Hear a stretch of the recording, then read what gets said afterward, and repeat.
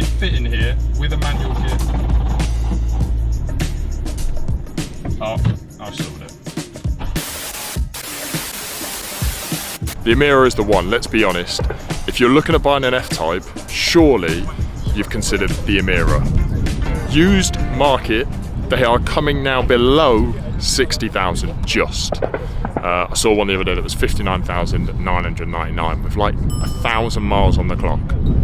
So yeah, it's definitely a good opportunity. If you're looking at a R575 or something along those lines, surely you're looking at the Emira. Now, I'll give you the impression of what it's like driving compared to my F-Type V6, because I think that's the nearest, right? I have a V6 380 and this is a V6 400, or at least power-wise. 0 to 60 is 4.2, 4 seconds. Rear-wheel drive, mid-engine car. I mean, it ticks all the boxes and it looks great. But there's a lot on the Auto Trader market, so there must be a reason for that. But yeah, I'm going to jump in the car, go for a drive, and give you my impressions based on the fact I'm comparing it to my Jaguar F-Type V6. Welcome to the Lotus Emira. So, I actually have a love-hate relationship with this car, but let's just start it very quickly. Or not.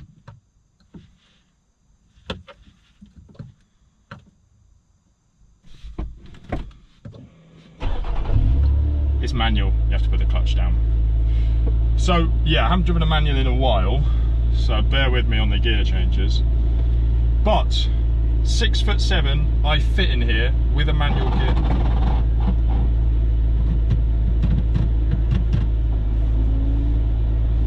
Would ignore that. I fit in here, no problems. Comfy, throttle's good. I can press the clutch and the brake and still fit the hands under, the legs underneath. It's good. I'm happy. As I mentioned, I haven't driven manual in a while, so bear with me on this one. Ooh. Right, off we go. Now I've got a little bit of a route, but we'll see. I just want to give you an idea of what this car's like. The gear stick I haven't quite got used to.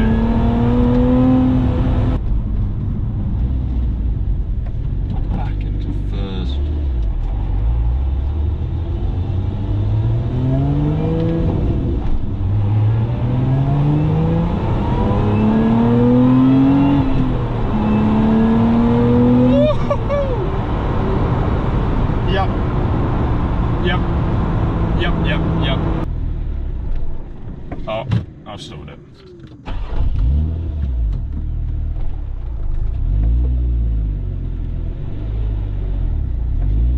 Cool, we made it. I knew I was going to stall it, let's be honest. I haven't driven a manual in a while. Right, we're going through a bit of a town for a little bit, where the speed limit's 30, so gives us a bit of an idea of sort of what that's like. It's in the touring mode spec in terms of the suspension, so a bit softer. Bloke here has literally parked horrifically.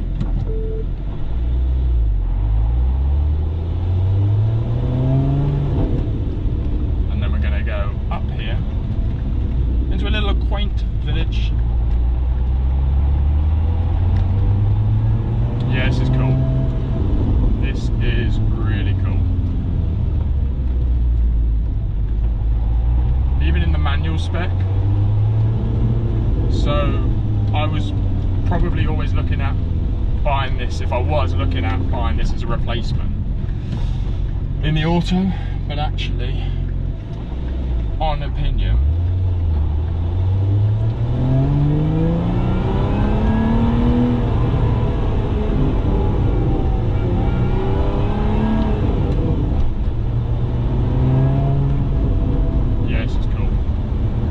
okay, let me try and do a review. So, in terms of driving compared to this, it's hydraulic steering, which I think, if I'm mistaken, and feel free someone to correct me in the comments, that's the same as the very first R, the rear-wheel drive R, when it first launched. That was also hydraulic steering. This feels a lot lighter than the hydraulic steering from that, but that's my first impression.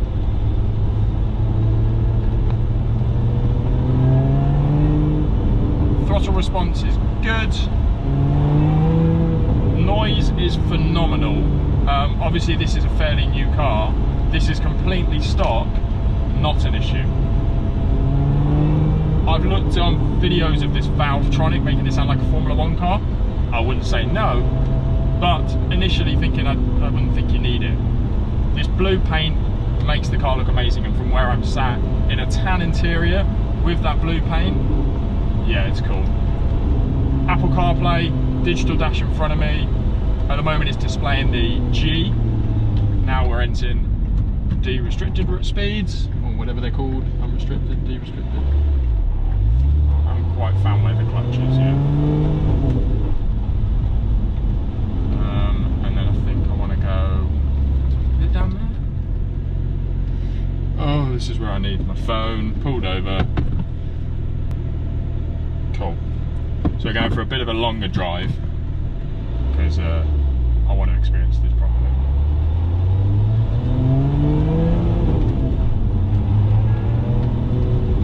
But yeah, this is cool. I'm taking it down country roads because that's where this car will be used. It is kind of a single track road. It's not too bad, but it looks great.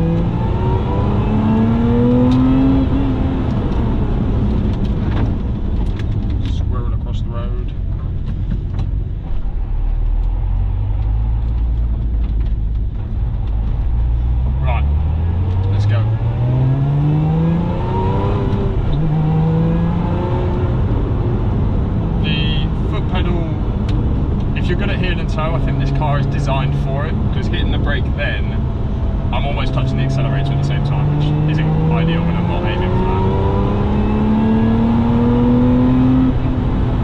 Wheel feels really light, maybe too light. I wonder if I can change that. It's kind of like bouncing around more than it needs to be. We're in third at the moment. Oh, it does sound great from inside here. I hope it's coming across. Probably about to chuck it down, so I'm probably getting the last test drive of this where the roads are dry, which is yeah, pretty good.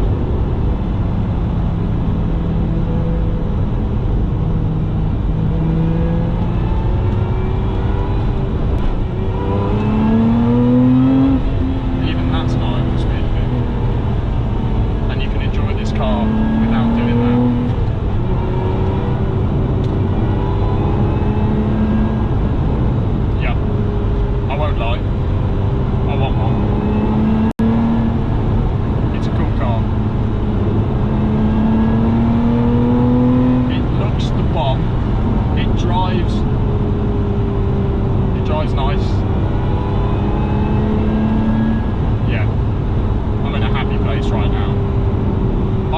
Trying to get hold of Lotus for a while. No secret, I have gone through their website twice. I've been to a dealership once, it was fobbed off. And what else? I contacted them on Instagram and spoke to a guy who said, I'm so sorry for this, give me your email and I'll get someone in touch. I was like, oh, thank the Lord. A week later, I got left on red by Lotus cars. Brilliant. So, I mean, I'm not probably going to be buying it brand new, so, you know, fine, but they didn't know that. They could have at least responded. What I want to know is from the owners, and if you know anyone with an owner or any issues, put in the comments below, why are people not buying this car? Because some people aren't. And I don't know why. Or people are and then they're returning them disappointed or something. Which doesn't make any sense for me.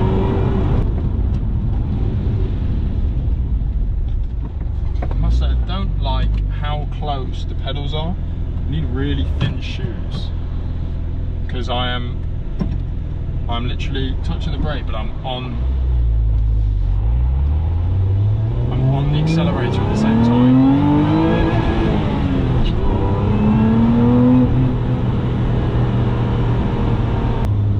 Would I get the manual? Well, I fit, which is actually, to be honest, the reason I wasn't thinking of getting the manual in the first place. I don't.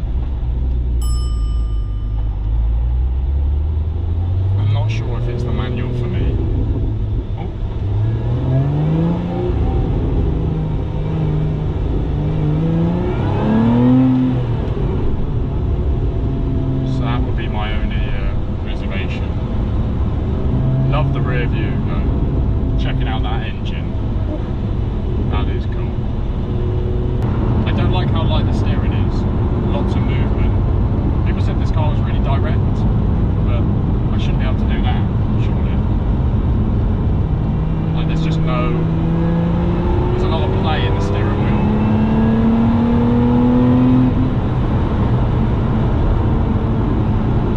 I'm not sure on the play on the wheel, if I'm honest. That's a bit odd. And I don't like how close the brake pedal is. But comparing it to my F-Type, I'm just as comfy as in my F-Type. The noise is louder in the cabin than the F-Type, mainly because the engine's there. Yeah, it's, you sit a lot lower than you do in the F-Type. That brake pedal is so close. I imagine that's a sporty reason, but I'm not enjoying it, I'll be honest. Definitely not a benefit for me. Right, I'm coming to the end of my test drive now, unfortunately.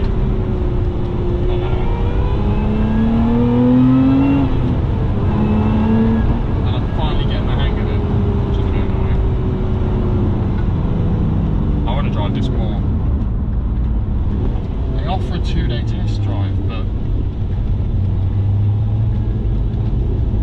I haven't been able to get one. You can get it to pop and crackle. Yeah, this is a contender for an F-Type. You can't buy an F-Type new anymore. They're done, right?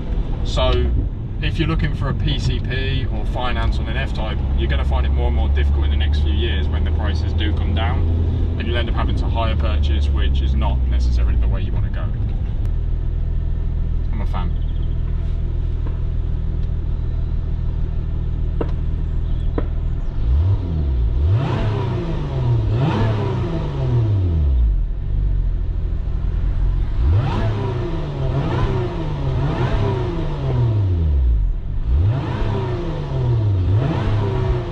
Has a soft limiter at 4,000 RPM, but that soft limiter will come off when we go downhill, because we're moving.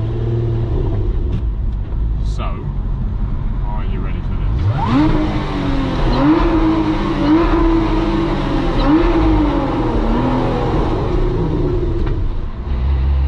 And that's how you get rid of that soft limiter.